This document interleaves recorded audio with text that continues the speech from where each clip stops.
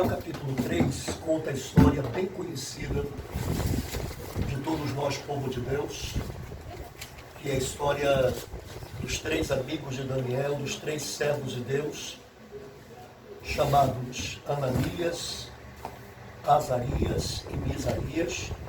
Assim a gente conhece mais pelos nomes babilônios que eles receberam, que é Sadraque, Mesaque e Abednego, né? Esses foram os nomes que eles receberam no seu exílio babilônico. Mas eles não eram babilônios, eles eram judeus. E os seus nomes judeus eram aqueles primeiros que eu mencionei. E a gente conhece bem essa história sobre eles na fornalha de fogo ardente.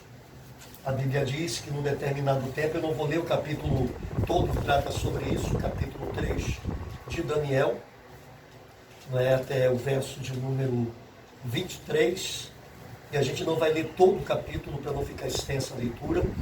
Então eu vou resumir a história com minhas próprias palavras. Daniel 3 é pastor. Daniel 3.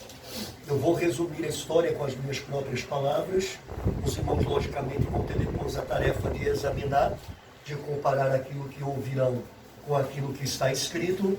E a gente vai apenas ler alguns versículos no momento apropriado para a gente neles basear a nossa reflexão, a nossa mensagem. Então a Bíblia diz que Nabucodonosor fez uma estátua de ouro, e essa estátua de ouro era para ser adorada por todos os povos que estavam sob o seu domínio. A Babilônia naquele tempo era o maior império de então, governava sobre quase todo o mundo conhecido de então, inclusive sobre o povo de Judá, o povo de Deus, que havia sido levado para lá em cativeiro em decorrência de suas prevaricações e desvios da presença do Senhor. E aí, Nabucodonosor manda erigir essa estátua e estabelece um dia em que todos os povos sob seu domínio deveriam se encurvar diante dessa estátua. E ele disse: olha, quando a minha orquestra aí tocar todos os instrumentos musicais designados, esse vai ser o sinal para que todas as pessoas, consequentemente, se prostrem diante da minha estátua.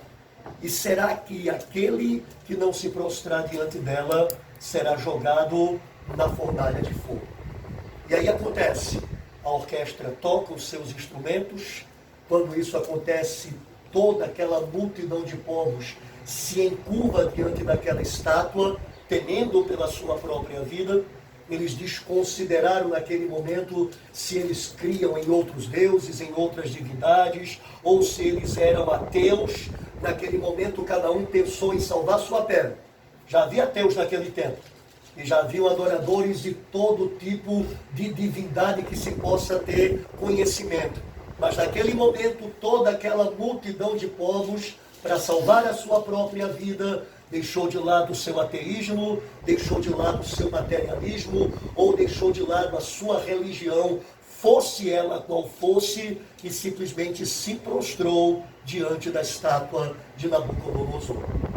Porém, alguns emissários do rei, alguns servos dele, que ficavam no meio do povo para ver se todo mundo de fato tinha se prostrado, porque era uma multidão muito grande, trouxe ao rei a notícia de que alguns judeus não haviam se prostrado conforme a ordem real.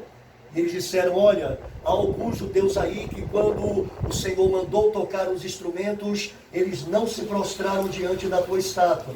E o rei, enfurecido, mandou chamar aqueles homens, e a Bíblia diz que eram justamente esses três amigos de Daniel, Sadraque, Mesaque e Abednego. E a Bíblia diz que então eles vieram até a presença do rei. E diz assim a partir do verso de número 8.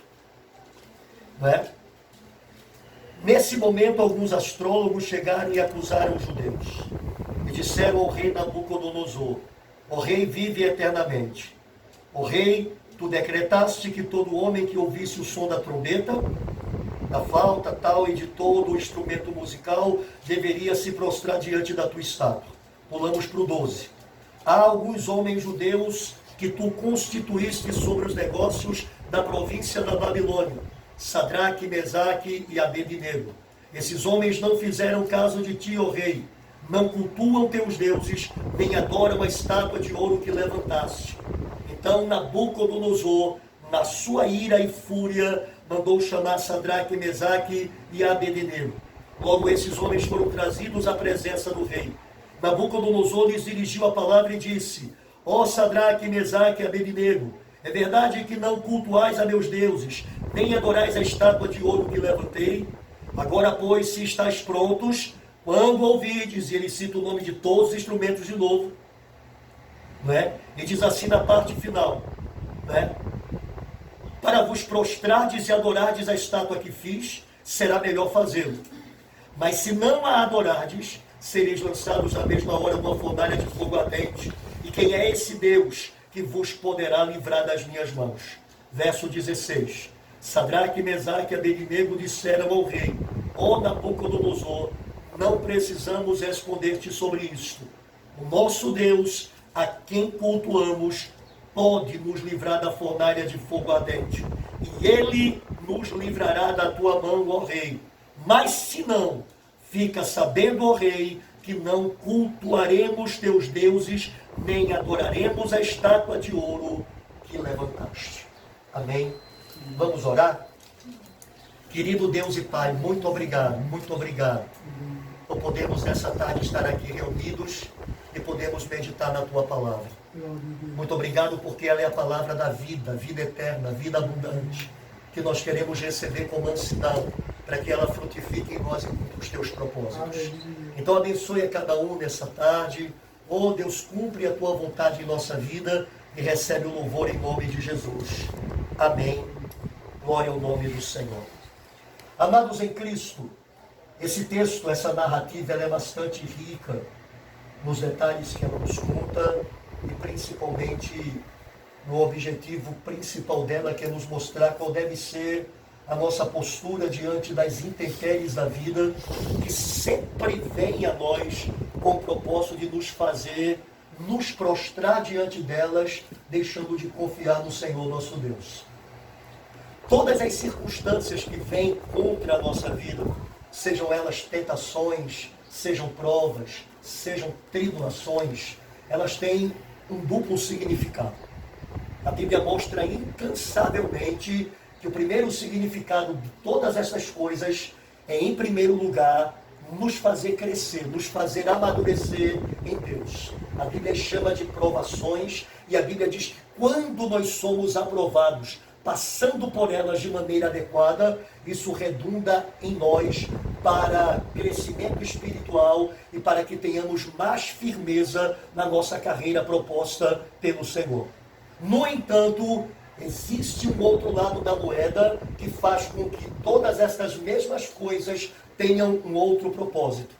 E esse outro lado da moeda é o lado que é pertinente ao inimigo da nossa alma, Satanás, que usa todas estas coisas com o propósito de nos desanimar, de nos abater, de nos acovardar, de nos intimidar e nos fazer nos prostrar ante estas coisas e ceder a elas, ao invés de ficarmos firmes na presença de Deus. Então, todas as vezes que uma adversidade vem à nossa vida, uma tentação, uma prova, uma tribulação, um problema, nós temos duas vias pelas quais nós podemos seguir. Há apenas esses dois caminhos. Nós não temos uma terceira via. Ou nós temos o caminho da confiança em Deus, da perseverança em Deus e da fidelidade a Deus, nos mantendo firmes e confiando que o Senhor é conosco e nos dará vitória final, ou então nós olharemos para aquilo que é mais fácil fazer, que é simplesmente olhar para as diversidades e então ceder às provocações delas contra nós, fazendo aquilo que Satanás quer que nós façamos. Ou nos desesperando, ou entrando em pânico, ou ficando com medo, ou perdendo nossa paz, com ansiedade, preocupados, murmurando, reclamando e nos afastando do caminho do Senhor. Tudo aquilo que acontece na nossa vida tem essa dupla finalidade e nós teremos que escolher uma delas. O nosso espírito recriado, o nosso homem interior, que diz a palavra de Deus, foi regenerado pela palavra e pelo Espírito Santo, e que foi unido ao Senhor para ser um espírito com Ele, e que tem prazer na lei de Deus, este homem interior quer tomar a posição de ficar do lado do Senhor. Este é o seu prazer, esta é a sua vocação, é isso que satisfaz, e é isso que Ele sempre quer fazer. Mas a nossa carne, essa parte inconvertida da nossa vida ainda, ela é tendente a justamente seguir o outro lado e a fazer aquilo que desagrada a Deus. Nós então, sempre que nos vemos diante de uma dessas situações, entramos em uma luta entre carne e espírito. O espírito querendo ficar do lado do Senhor e a carne querendo ceder a Satanás e seguir o caminho do pecado. E é aqui que entra a responsabilidade da nossa escolha. É aqui que entra a responsabilidade de tomarmos uma atitude. Nós não seremos forçados nem para um lado e nem para o outro. Nós teremos que decidir, agora que somos povo de Deus e que temos a nova vida em Cristo para poder triunfar sobre a vida velha, nós agora temos que decidir se nós ficamos do lado do Senhor ou se nós cedemos à vontade do inimigo das nossas almas. E é justamente estas decisões que todos os dias temos que tomar inúmeras vezes no decorrer do dia, que vai determinar se nós somos homens espirituais e estamos crescendo na graça e no conhecimento do Senhor, ou se nós somos homens carnais, que ao invés de fazer a vontade de Deus, ainda seguimos a vontade da carne e dos pensamentos. A Bíblia diz que Sadraque, Mesaque e Abednego foram levados a essa encruzilhada. Eles estavam cativos ali em Babilônia, foram levados juntos com tantos outros judeus, no momento em que Nabucodonosor invadiu Judá e levou o povo de lá para o seu território. Ali em Babilônia, eles foram constituídos como servos do rei. Está lá no primeiro capítulo de Daniel. Eles eram jovens sábios, de boa estatura, de boa aparência, e eles foram designados para serem treinados como servos do rei. E quando chegou esse momento, eles tiveram uma prova literalmente de fogo na sua vida. Porque a sentença que lhes era proposta, caso eles não obedecessem o rei, era literalmente ser jogados em uma fornalha de fogo. Então era de fato uma prova literalmente de fogo. Era algo para acabar com a vida deles, se eles decidissem ficar do lado certo, ou para preservar a vida deles aqui, no entanto, perder a bendita comunhão com o Deus Todo-Poderoso. E a Bíblia diz que então o desafio é feito. Nabucodonosor levanta a sua estátua, dá a ordem real de que todos os seus súditos tinham que se prostrar diante daquela estátua, quando os instrumentos musicais fossem soados. Assim acontece. Toda aquela multidão de povos se prostra, e eu repito, ali todos eles só quiseram saber de escapar.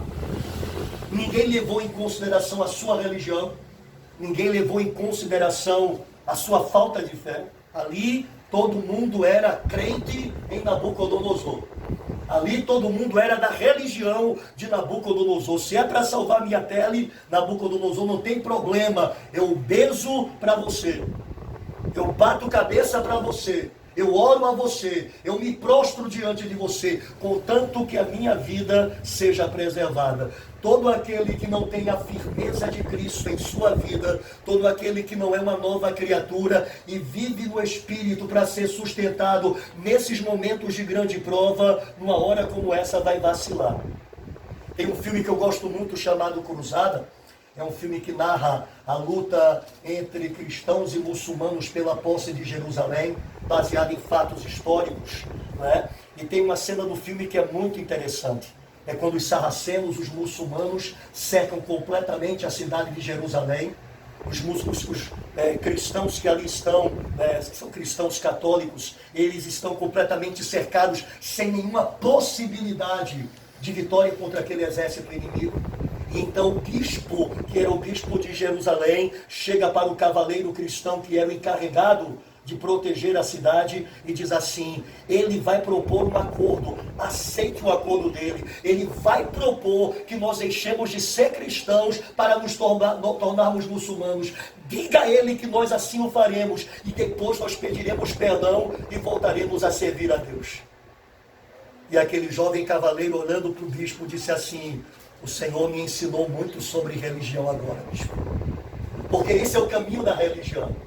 O caminho da religião, na verdade, é preserve sua própria vida. Se a religião for afrontada com a ameaça da morte, não há como resistir a esse tipo de coisa. Mas aqueles que estão em Cristo têm tal condição. Aqueles que estão em Cristo têm tal poder. E por isso, toda aquela multidão de povos que eram ou religiosos de outras religiões, ou eram simplesmente materialistas ou ateus, eles se prostram diante da estátua de Nabucodonosor para preservar a sua própria vida. Mas não aqueles três jovens. Aqueles três jovens permanecem de pé. E a Bíblia diz que então a notícia é levada para Nabucodonosor. É uma grande multidão, não dá para olhar a olho nu quem se prostrou e quem ficou de pé. Mas aí tem espias no meio do povo que levam a notícia, o rei os chama e diz assim: olha, eu vou mandar de novo tocar os instrumentos. Talvez vocês não tenham ouvido direito. Eles vão tocar com vocês agora aqui na minha presença. E quando os instrumentos tocarem, vocês vão ter que fazer o que o meu decreto determinou. Vocês vão ter que se prostrar diante da minha estátua, como todos os outros se dobraram. E se vocês não se prostrarem, eu vou jogar vocês naquela fornalha, que agora já não é simplesmente uma fornalha de fogo. É uma fornalha de fogo aquecida 7 vezes mais do que o normal. E eu quero ver qual é o Deus que vai salvar vocês. Aqui está a encruzilhada, aqui está a bifurcação, aqui está 2 únicos caminhos a serem tomados. Ou vocês creem no Deus de vocês e morrem por causa dele, ou vocês creem em mim e vocês fazem o que eu estou dizendo. Toda circunstância da vida tem essa proposta da parte de Satanás. Da parte de Deus é: permaneça fiel, que eu lhe honrarei. Permaneça fiel, que eu lhe sustentarei. Permaneça fiel, que você será bem-aventurado. Mesmo que nós tenhamos que sofrer nesta vida, e ainda que tenhamos morrer, a bem-aventurança eterna do Senhor estará sobre nós, e consequentemente a bênção é de fato real. Mas a parte de Satanás, a proposta é exatamente o oposto. Deixe de dar ouvidos a esse Deus e salve a sua vida. Deixe de segui-lo, porque fazer isso lhe trará prejuízo, e salve a sua vida.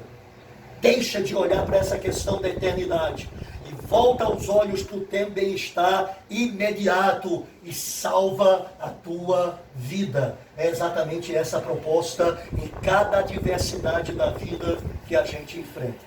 E a gente tem que fazer uma escolha. E a gente tem que decidir.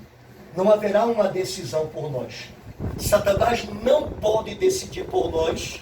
E Deus não pode decidir por nós. Deus, na verdade, já tomou a decisão por nós ao dizer qual é a sua vontade. Satanás também já tem a sua vontade estabelecida e se sabe qual ela é. Nós é que temos que então decidir se nós cederemos ao Espírito ou se nós cederemos à carne. Se nós ficaremos do lado do Senhor e de sua palavra, custe o que custar, ou se nós preferiremos a bonança circunstancial de fazer a vontade da carne e dos pensamentos diante daquela proposta maligna. E estes 3 jovens, eles tomam a decisão que é um modelo, que é um exemplo para todo crente de qualquer época, de qualquer lugar, não importa diante de qual luta ele esteja naquele momento. A atitude destes 3 jovens é simplesmente gloriosa e só pode ter partido da inspiração do Espírito Santo neles, lhes orientando e lhes capacitando a viver tão alto grau de fidelidade cristã. Porque quando Nabucodonosor faz o desafio esses jovens dão uma resposta que é simplesmente maravilhosa. Eles dizem no verso de número 16 até o verso 18. Sadraque, Mesaque e Abednego disseram ao rei: ó Nabucodonosor, não precisamos responder sobre isto. Sobre o quê? Sobre a última parte da afronta real, que foi: eu quero ver qual é o Deus que pode salvar vocês.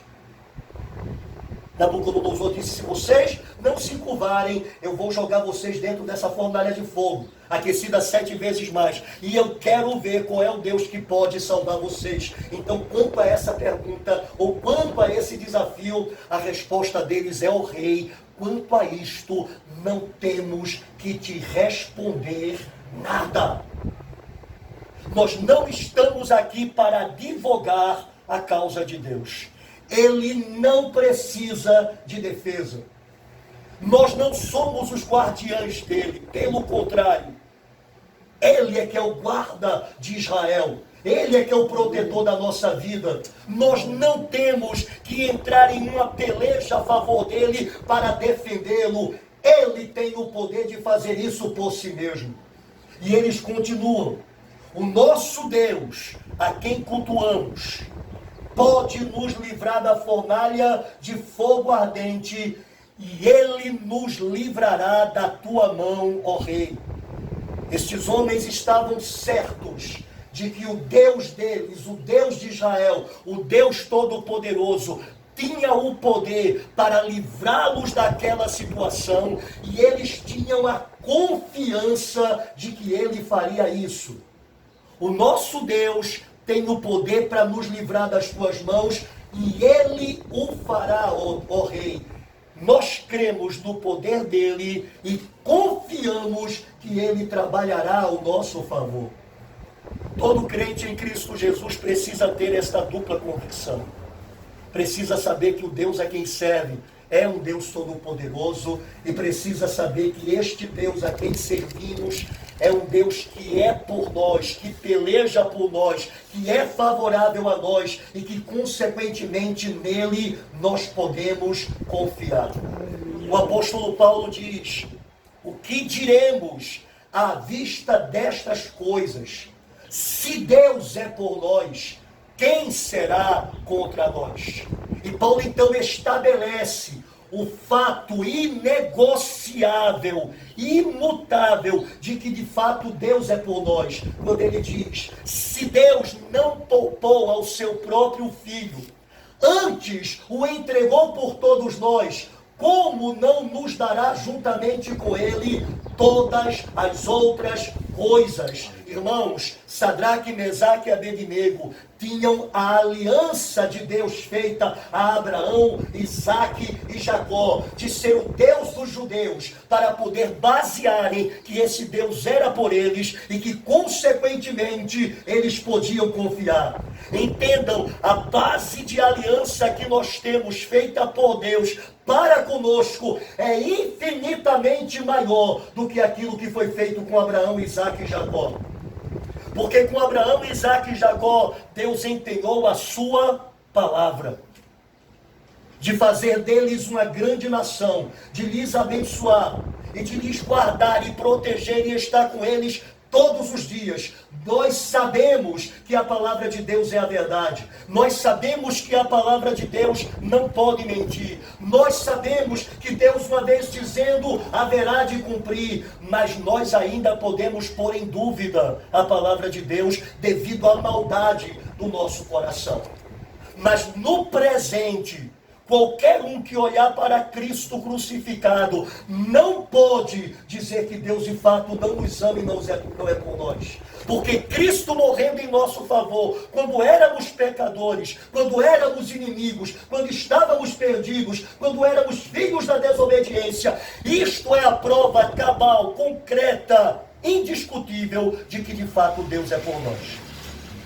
Aquele que não poupou a seu próprio Filho, antes o entregou por nós, como não nos dará juntamente com ele todas as outras coisas. A palavra de Sadraque, Mesaque e Abednego, ela deveria servir de inspiração para nós, porque nós temos mais motivos do que Sadraque, Mesaque e Abednego para crer que Deus é por nós. Porque Deus já provou isso entregando o seu Filho naquela cruz em nosso favor. Não existe nenhuma prova de amor maior do que isso. Deus provou o seu amor por Abraão, tirando ele de Ur dos caldeus, ele levando até Canaã, e depois lhe dando um filho em que seriam benditas as famílias da terra, e dando a esse filho uma descendência, e dessa descendência um povo inteiro. Deus havia feito tudo isso, mas isso não se compara com o fato do próprio Filho de Deus ser entregue por ele como demonstração de uma aliança eterna, na qual ele não pode jamais mentir. E é por isso que se Sadraque, Mesaque e Abednego disseram assim: o nosso Deus a quem cultuamos pode nos livrar da fornalha de fogo ardente, e ele nos livrará da tua mão, ó rei, muito mais nós deveríamos fazer. Muito mais nós deveríamos dizer: eu creio no poder de Deus para me livrar dessa dificuldade. Eu confio no poder e no cuidado de Deus para me livrar dessa situação. Muito mais do que quem quer que seja do Antigo Testamento, o povo de Deus da Nova Aliança tem esse privilégio de poder conhecer esse amor de Deus, esta aliança bendita de Deus, por meio de Cristo Jesus, e de repousar completamente na firmeza da bondade deste Deus, porque Ele já demonstrou de forma cabal que nos ama e que cuida de nós. Mas entenda isso: Sadraque, Mesaque e Abednego disseram assim: ó rei, não temos que te responder se Deus pode nos livrar ou não. O Deus a quem cultuamos, Ele pode fazer isso, e Ele nos livrará da tua mão. Mas aqui entra um terceiro elemento, que é o elemento de se ficar ao lado deste Deus, a despeito de qualquer coisa que aconteça. Porque ele diz assim: mas se ele não nos livrar, fica sabendo, ó rei, que não cultuaremos teus deuses, nem adoraremos a estátua de ouro que levantaste. Em outras palavras, porque ele nos amou tanto, ao ponto de ter dado seu Filho por nós, nós estamos do lado dele, somos por ele, mesmo sabendo que ele pode nos livrar, e ele não fazendo, nós continuaremos do mesmo jeito, porque ele é digno de todo louvor e de toda glória. Infelizmente, irmãos, muitos crentes vêm até o penúltimo versículo que nós lemos. Eles vêm até o texto em que Sadraque, Mesaque e Abednego dizem assim: o nosso Deus é poderoso para nos livrar e Ele nos livrará. Eles param aí. Eles creem no poder de Deus e eles confiam no cuidado de Deus.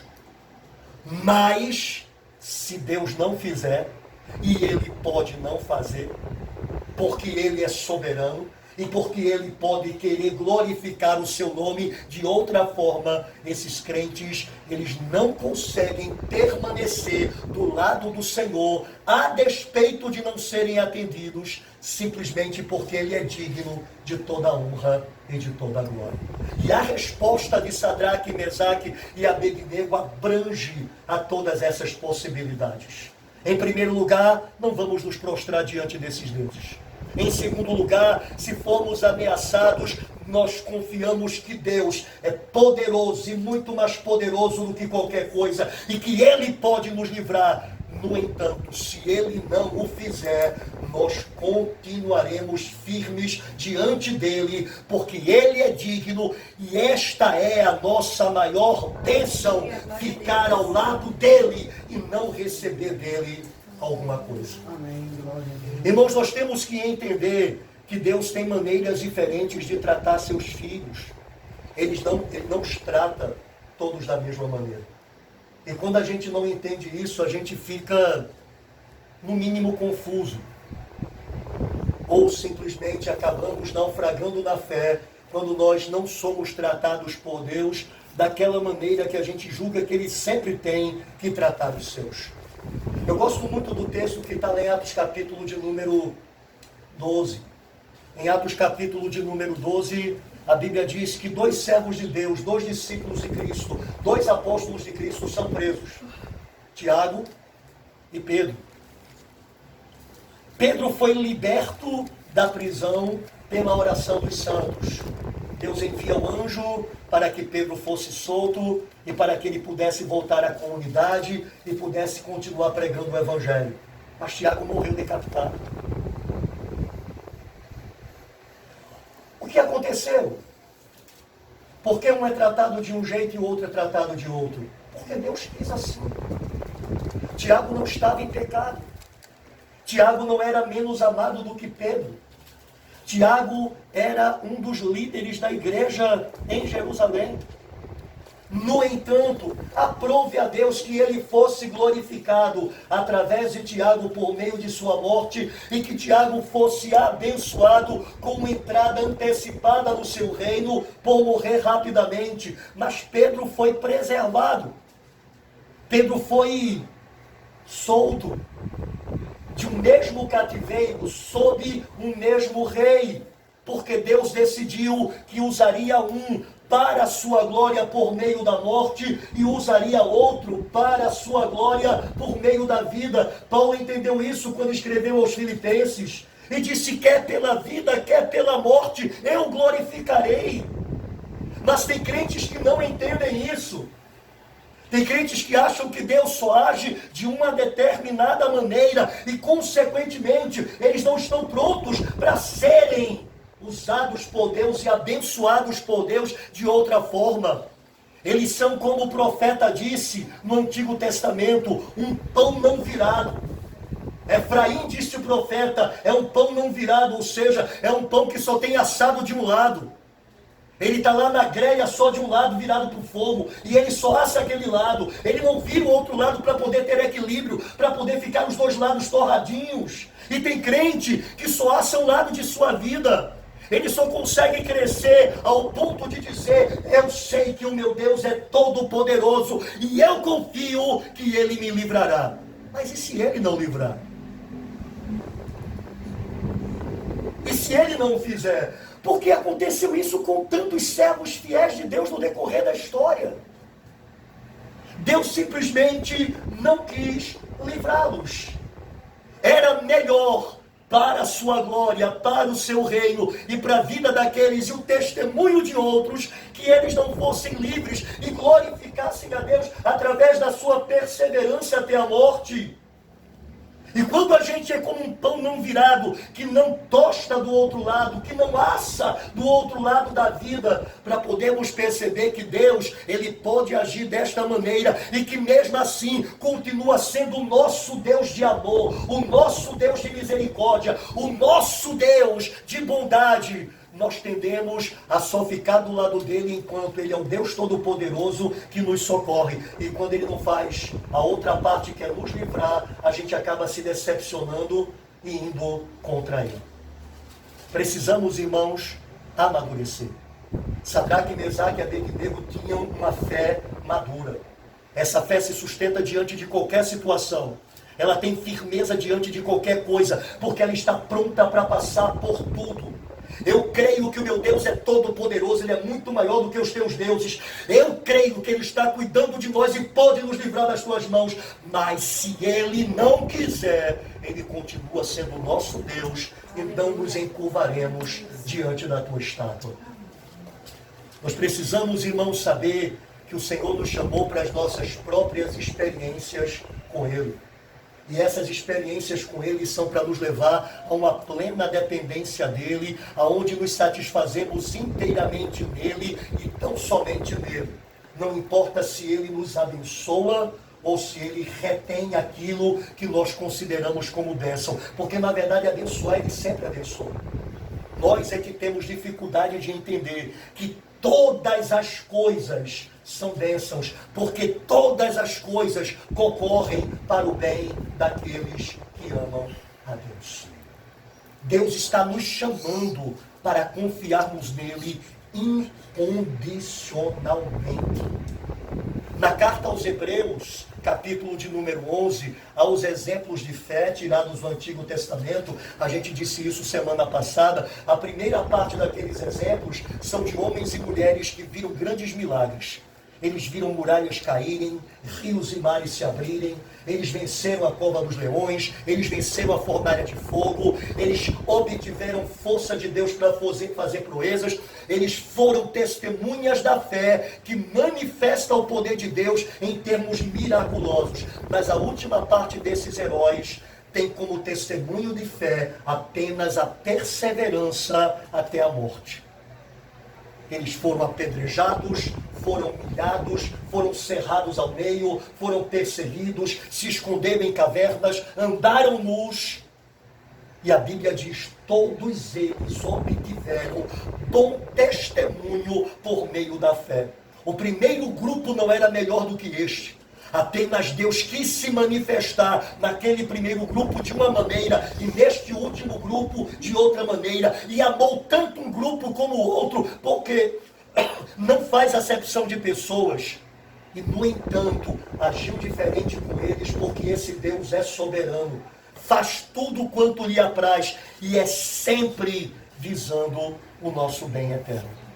Por isso, nós precisamos amadurecer a nossa fé.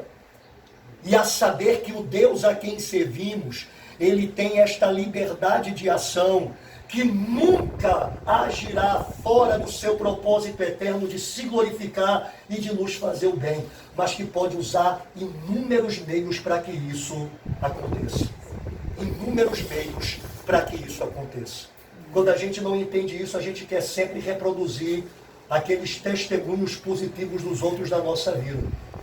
E quando isso não acontece, a gente acaba se decepcionando. Né? Você já imaginou se Tiago pensasse como nós? Quando chegasse no céu, ele iria dizer assim, Senhor, por que o Senhor amou mais a Pedro do que a mim? Porque o Senhor quis salvar a Pedro e me deixou morrer decapitado. Que amor igual é esse? Em que o Senhor escolhe um para salvar e escolhe outro para morrer. Mas esses homens estavam perfeitamente cônscios que esse amor de Deus é um amor que visa a eternidade e não simplesmente algumas coisas que a gente experimenta nessa vida. E por isso esses homens estavam prontos a dizer, seja pela vida ou pela morte, eu vou glorificar a Ele. Eu não tenho problema quanto a isso. E nós precisamos amadurecer como igreja. O próprio Pedro teve que aprender essa lição. Porque a Bíblia diz que quando Pedro estava caminhando com o Senhor, depois que o Senhor ressuscitou, o Senhor começou a dizer como é que Pedro iria morrer. O Senhor disse a Pedro, olha, quando você era mais jovem, você se vestia e ia para onde você queria. Quando você for mais velho, outros vão vestir você e vão levar você para onde você não quer. E Pedro entendeu perfeitamente que o Senhor estava falando de sua morte. Olhou para detrás e viu João vindo atrás deles. E disse, o que acontecerá com este? Ele vai ter o mesmo fim que eu. E o Senhor disse, o que te importa se eu quiser que ele viva até que eu volte? Tu segue-me. O meu negócio é contigo, o meu negócio é contigo. É contigo, é contigo, é contigo, contigo, contigo, é com cada um individualmente. Amando a todos por igual, mas tratando a cada um segundo os seus propósitos eternos de manifestar a sua glória e de nos fazer o bem. E nisso não há erro. E nisso não há falha. Por isso a resposta de Sadraque, Mesaque e Abednego a Nabucodonosor, ela é uma resposta perfeita. Porque ela abrange todas as possibilidades. Primeiro, eu me mantenho fiel diante do Senhor. Eu não vou deixar de servi-lo por pressão nenhuma de quem quer que seja ou do que quer que seja.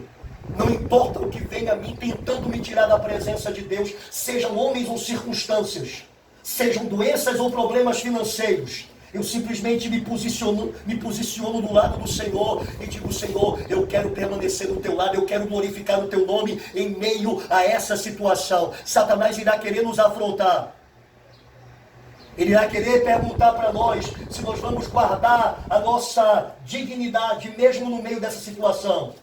Ele vai usar até familiares, como fez com a mulher de Jó. Né? Quando Jó entrou naquela situação calamitosa, a sua mulher o viu adorando a Deus e disse: ainda conservas a tua integridade? Amaldiçoa a Deus e morre. Faz cessar esse sofrimento. Se você amaldiçoar a Deus, você vai morrer. E aí o seu sofrimento cessará. Então acaba logo com esse sofrimento, homem. E Jó diz assim: como fala qualquer pessoa louca, assim tu falas. Receberíamos de Deus o bem e não receberíamos dele igualmente o mal. E a Bíblia diz: o Espírito Santo inspirando Moisés em todas estas coisas, Jó não pecou com a sua boca. Ele permaneceu firme do lado do Senhor contra tudo e todos, manteve a sua integridade espiritual. Mas Jó sabia que ele podia confiar no Senhor. Ele sabia que Deus podia livrá-lo. Por isso, como Sadraque, Mesaque e Abednego que disseram: o meu Deus tem todo o poder, Jó também disse: eu sei que o meu Redentor vive. Ele tem todo o poder, Ele está comigo, Ele me guarda, Ele me protege, eu posso contar com Ele, Ele me guardará, Ele me livrará, Ele me protegerá. Irmãos, todos nós temos que desenvolver essa confiança. Mas, se Ele não fizer, e Ele tem o direito soberano de ser Deus, de não fazê-lo, e Ele tem o caráter perfeito de Deus, para se não fazê-lo, não fazer pelos motivos corretos de sua própria glória e do meu bem eterno, se Ele não fizer, eu não me prostrarei diante de sua estátua. Isso é glorioso. E sabe o que diz a palavra, irmãos, a partir do verso de número 19? Então Nabucodonosor ficou com tanta raiva que o seu rosto mudou por causa de Sadraque, Mesaque e Abednego, e deu ordem para que se aquecesse a fornalha 7 vezes mais do que se costumava aquecer, e ordenou a alguns guerreiros do seu exército que amarrassem Sadraque, Mesaque e Abednego e os lançassem na fornalha de fogo ardente. Então eles foram amarrados, vestidos de seus mantos, suas túnicas, seus turbantes e demais roupas, e foram lançados na fornalha de fogo ardente. A ordem do rei era tão urgente, e a fornalha estava tão quente, que a chama do fogo matou os homens que carregavam Sadraque, Mesaque e Abednego. Aí a Bíblia diz no verso de número 24. Então o rei Nabucodonosor ficou impressionado e se levantou depressa. Falou e disse aos seus conselheiros: não lançamos dentro do fogo 3 homens amarrados? Responderam ao rei: é verdade, ó rei. Disse ele: porém eu vejo 4 homens soltos que andam passeando dentro do fogo, e eles nada sofrem, e o 4º homem é parecido com o filho dos deuses. Então, aproximando-se da entrada da fornalha de fogo ardente, Nabucodonosor disse: Sadraque, Mesaque e Abednego, servos do Deus Altíssimo, saí e vinde. Logo Sadraque, Mesaque e Abednego saíram do meio do fogo. E os sátrapas, os prefeitos, os governadores e os conselheiros do rei, estando reunidos, viram que o fogo não tivera poder algum sobre o corpo daqueles homens, aleluia, nem os cabelos da sua cabeça foram chamuscados, nem os seus mantos se alteraram, nem cheiro de fumaça, aleluia, havia neles. Glória a Deus. Sabe por quê, irmãos? Porque quando nós passamos pelas provas dessa maneira, ainda que o Senhor Deus não nos livre da condição final imposta por essas circunstâncias, nós não teremos nem sequer o cheiro de fumaça tocando nas nossas vestes, porque o 4º homem estará conosco desde todo o processo para nos guardar e nos preservar diante da sua presença.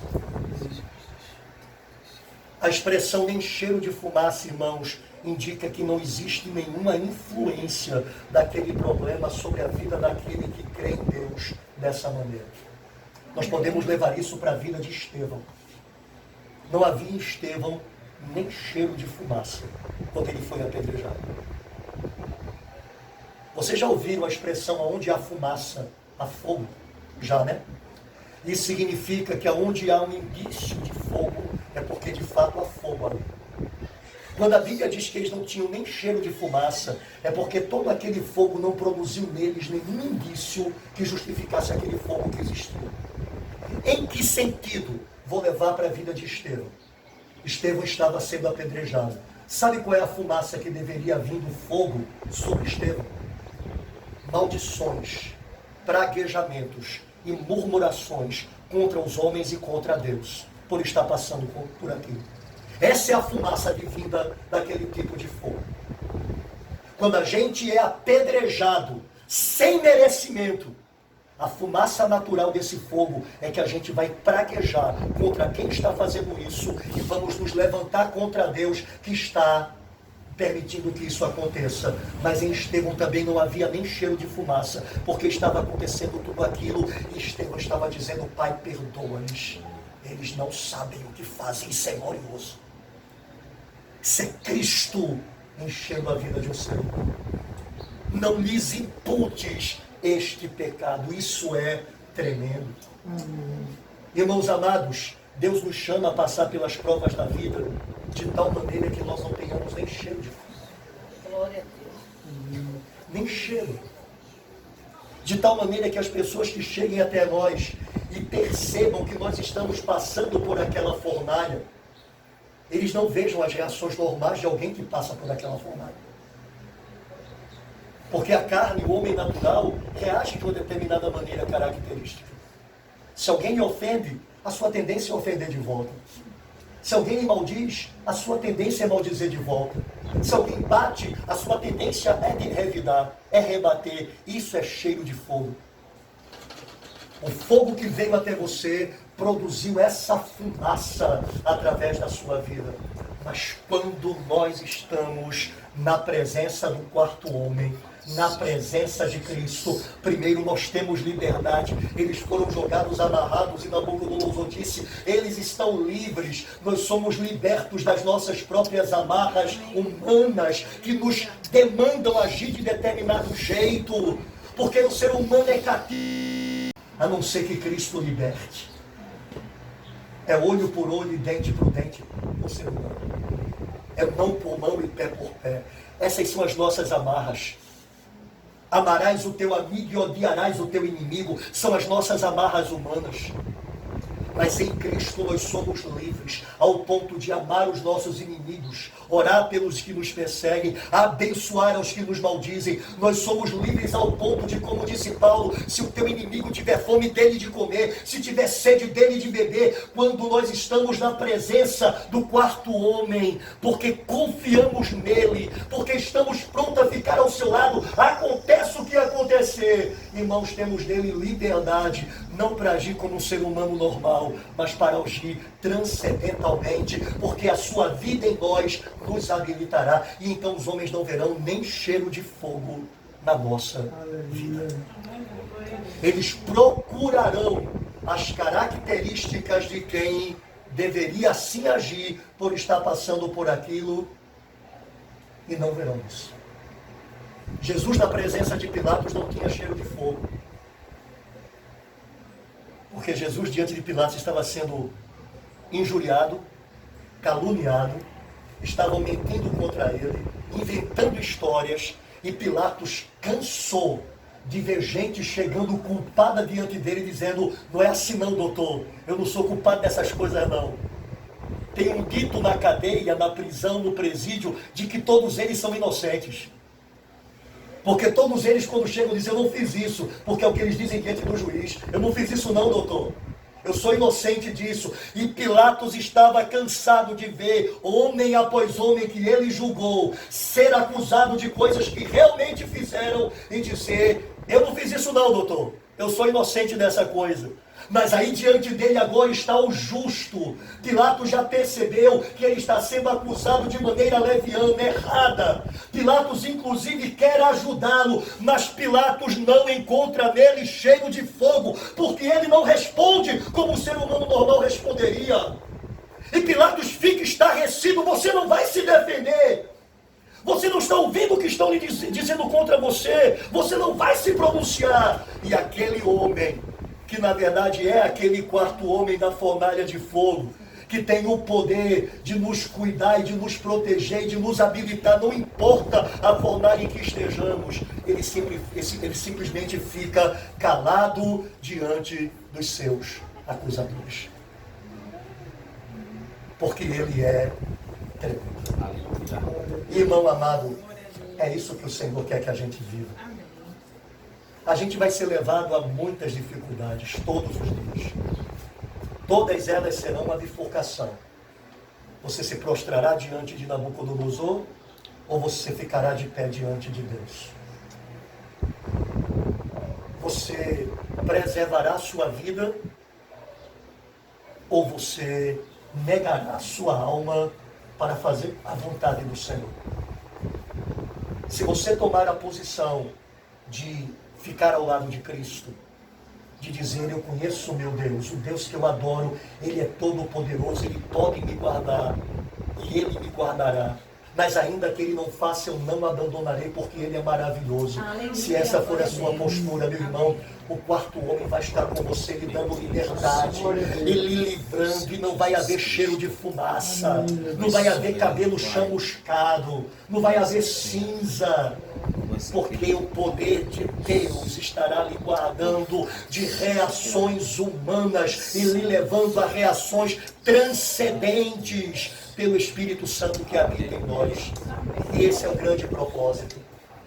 Jesus disse para nós assim, ó, vocês ouviram o que foi dito aos antigos, ame o seu amigo, odeie o seu inimigo. Não, isso aí é coisa do homem natural. Eu, porém, digo a vocês, amem seus inimigos e orem pelos que lhe perseguem. Abençoem os que lhe maldizem. Se o seu inimigo lhe bater na face direita, lhe ofereça a outra. Se ele lhe roubar a túnica, ofereça também a capa. Se ele lhe obrigar a andar uma milha, vá com ele 2. Irmãos, isso é ser livre e não ter nem cheiro de fumaça na nossa vida.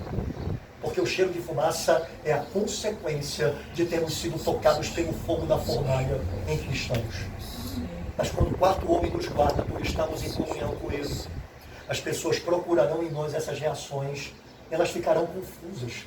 Paulo disse, se amontoará sobre elas brasas de fogo em suas cabeças, elas não entenderão como alguém pode proceder assim. E esse é o nosso chamado. E isso faz com que pessoas glorifiquem a Deus. Nabucodonosor começou a sua fala dizendo, eu quero ver qual é o Deus que vai livrar vocês. E ele termina a fala dele dizendo, o Deus Altíssimo livrou vocês das minhas mãos. Porque esta é uma das finalidades, é que Cristo seja visto através de nós.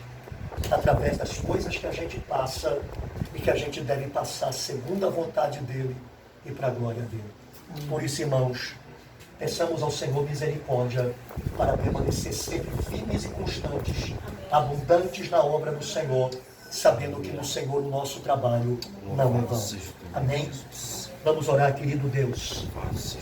Obrigado por essa tarde. E obrigado por essa palavra. Sabes por que a enviastes a nós. E nós queremos acolhê-la com mansidão no coração. Todos nós somos levados a muitas tribulações durante todos os dias da nossa vida. E temos que escolher ficar do teu lado. E o Senhor sabe que ficar do teu lado demanda em sermos, meu Deus, lançados em fornalhas, em covas de leões, em situações, Senhor, que tendem a querer nos destruir.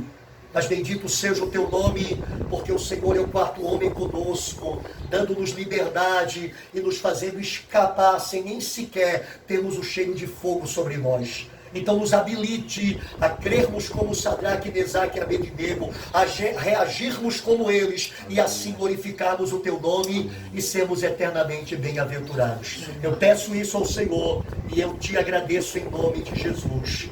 Amém. Glória a Deus. Amém.